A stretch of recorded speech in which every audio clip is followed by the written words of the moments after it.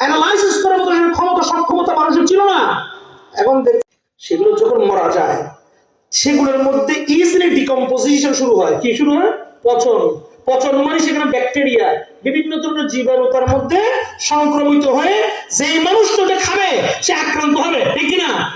জলের মধ্যে যে জিনিস মরে সেই জিনিসের মধ্যে সহজে সংক্রমণ তাড়াতাড়ি শুরু হয়।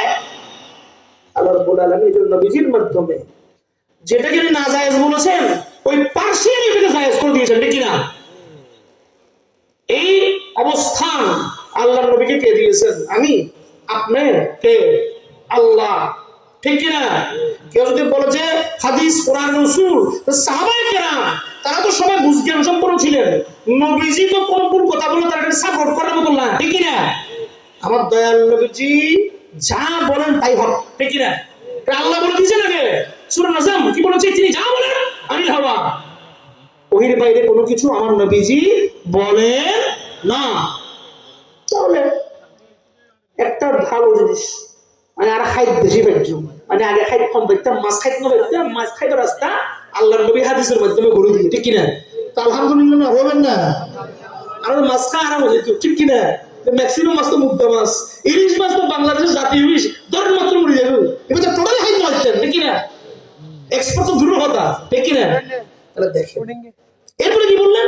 আমি একটা শুনেন, যারা সত্যিকার কোরআন সুন্নাহ নিয়ে যারা খেলে তারা দেখবে যে একটা আয়াতকে দিয়ে এমন ব্যাখ্যা দিবে, এক আয়াত দিয়ে সারা মাহফিলের ব্যাখ্যা শেষ। সারা মাহফিল শেষ না, ওই একটা আয়াত দিয়ে সামগ্রিক থেকে ব্যাখ্যা করা যাবে যদি সেই পরিমাণ তার জ্ঞান তাহকিকাত থাকে। কথা বুঝছেন না? বুঝেন নাই? কি বললেন? ওয়াদামা, রক্ত। এখন দেখেন বাবা, আমরা কয়দিন পরে ঈদুল ফিতরের পরে ঈদুল আজহা করবো, কোরবানি করি না? কোরবানি করার পরে রক্ত চিৎকার দিয়ে বাইরে রেখে দিই, ছিটকি দিয়ে, ঠিক না? ছিটকি দিয়ে বেরোয় না? এরপরে আমরা গরুটা কাটি না, ছাগলটা কাটি না, যে যেটা হালাল পশু জবাই করে কাটেন না? কাটার পরে মাংস কাটলে রক্ত বেরোয় নাকি বেরোয় না? মাংস কাটলে রক্ত বেরোয় না? রক্ত রক্তিকাণ্ড কারখানা হয়ে যায়। রক্তটা যেটা ফিনকি দিয়ে বের হওয়া বের হয়ে গেছে, কিন্তু যেটা জমাট বাঁধা রক্ত সেটা তো যতক্ষণ কাটবেন আপনি যদি মাছ এটা কেটে 1 বছর ফ্রিজে রাখেন বাইর করেন তখন কি বাইর হবে? রক্ত নাকি অন্য কিছু? কোরআনে পাকে তো বলবো দামা, রক্ত খাওয়া যাবে না।